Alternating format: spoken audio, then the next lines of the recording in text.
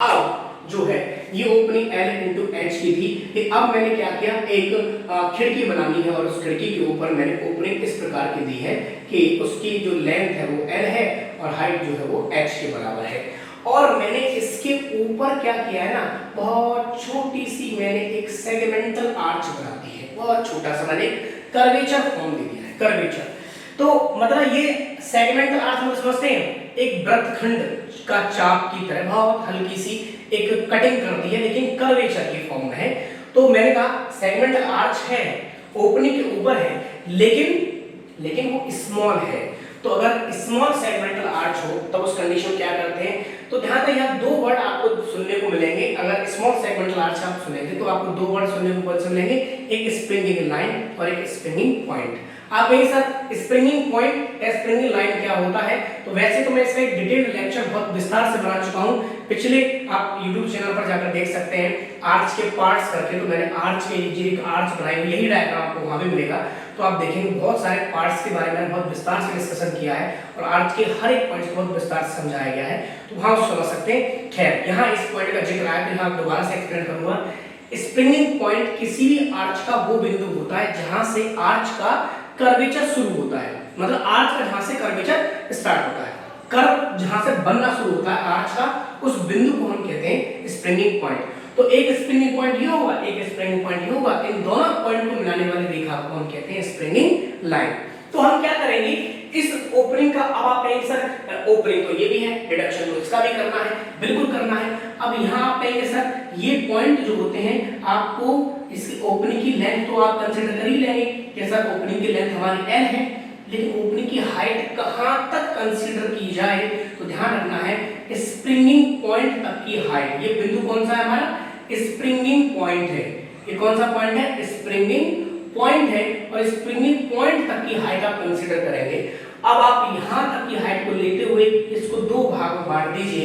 एक हो गया आपका रेक्टेंगुलर पोर्शन, इसका तो पूरा फुल डिडक्शन होना है।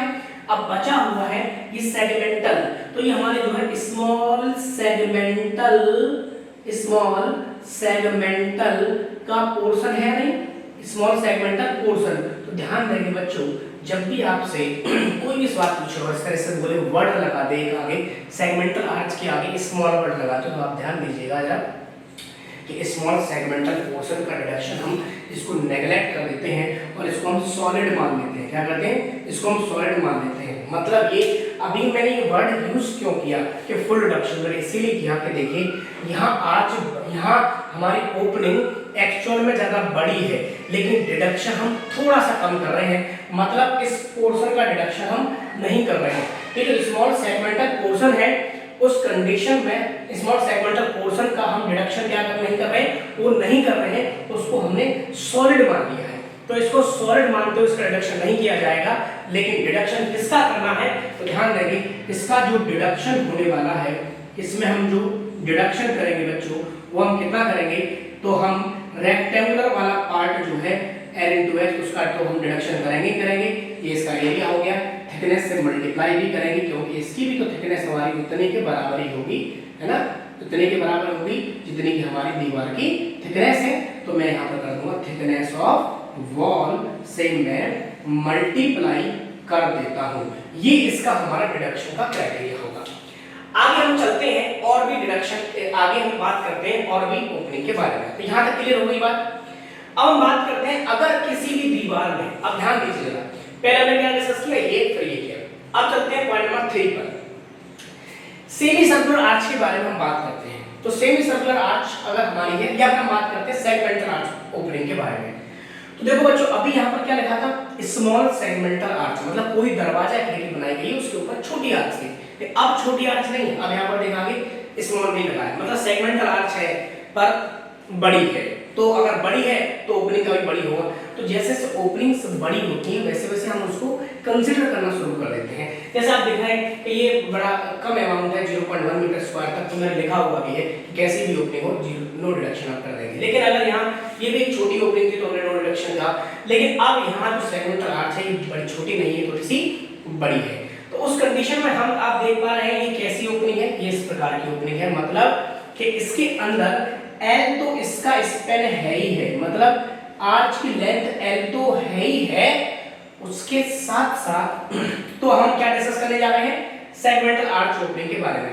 तो सपोज कर लीजिए कि कोई एक दीवार है, वो आपकी दीवार ये है और उस दीवार में आपकी सेगमेंटल आर्च ओपनिंग बनी हुई है, जिसमें ये L लेंथ है, ये स्प्रिंगिंग पॉइंट है। मैंने अभी आपको बताया कि स्प्रिंगिंग पॉइंट क्या होते हैं।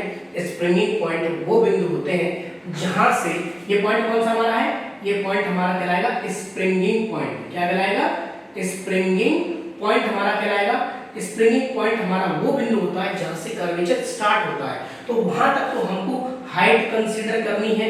तो आप देख पा रहे हैं कि जो सेगमेंटल आर्च ओपनिंग हमने ऊपर का पोर्शन अलग कर रखा है और नीचे का रेक्टेंगुलर पोर्शन अलग कर रखा है, क्योंकि आपने पढ़ा हुआ है कि रेक्टेंगुलर ओपनिंग के केस में तो हम फुल डिडक्शन करते हैं। अब बचा हुआ कहानी किसके, केवल ये स्मॉल सेगमेंटल की बात है केवल। तो सेगमेंटल आर्च जो ओपनिंग है, इसके बारे में अगर हम डिस्कशन करें तो डिडक्शन हमारा कैसे होगा उसके बारे में बात करते हैं। तो डिडक्शन हम जब करेंगे बच्चों इस तरीके से करते हैं, देखें जरा। पहले तो आप रेक्टेंगुलर का डिडक्शन करेंगे ही करेंगे। तो रेक्टेंगुलर का हम डिडक्शन करते हैं, मैंने आपको बता ही दिया कि रेक्टेंगुलर जितनी भी ओपनिंग होती है इनका फुल डिडक्शन वो करना होता है।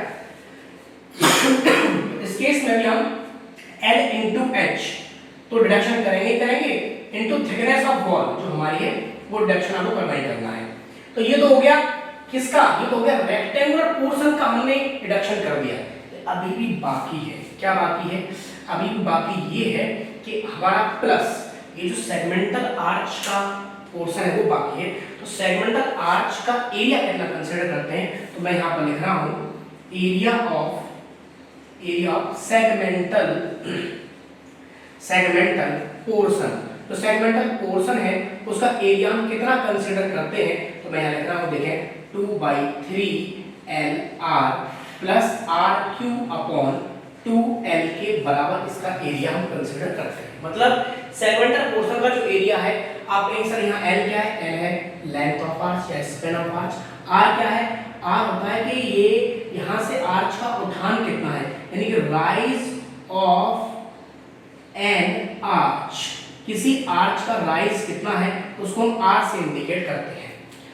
अब इसमें भी हम क्या करते हैं, ये जो पोर्शन आप देख रहे हैं, ये वाला पोर्शन जो है, ये पोर्शन हमारा स्मॉल होता है, काफी स्मॉल पार्ट है, स्मॉल है। इसको हम क्या कर देते हैं, नेग्लेक्ट कर देते हैं। क्या करते हैं, नेग्लेक्टेड, इसको हम नेग्लेक्ट कर देते हैं। जब इसको हम नेग्लेक्ट कर देते हैं तो उस कंडीशन बचता क्या है हमारे पास, ये वाला पोर्शन। तो जो सेगमेंटल पोर्शन है उसका डिडक्शन के लिए जो हम एरिया कंसीडर करते हैं वो करते हैं 2/3 into LR into thickness of wall. Thickness of wall तो हमको लेना ही लेना है क्योंकि दीवार में ही बनी हुई है, थिकनेस ऑफ वॉल। अब आप समझिए फाइनल फार्मूला क्या बना, तो फाइनल फार्मूला बना बच्चों ये कि L into H bracket plus 2/3 LR bracket close into thickness of wall. ये हमारा फाइनल फार्मूला बना किसका, थिकनेस ऑफ वॉल। ये किसका फार्मूला बना हमारा, ये पूरे segmental arch opening with rectangular portion का हमारा ये डिडक्शन हमारा होगा इसके अंदर। चलिए तो क्लियर हो गई हमारे यहाँ पर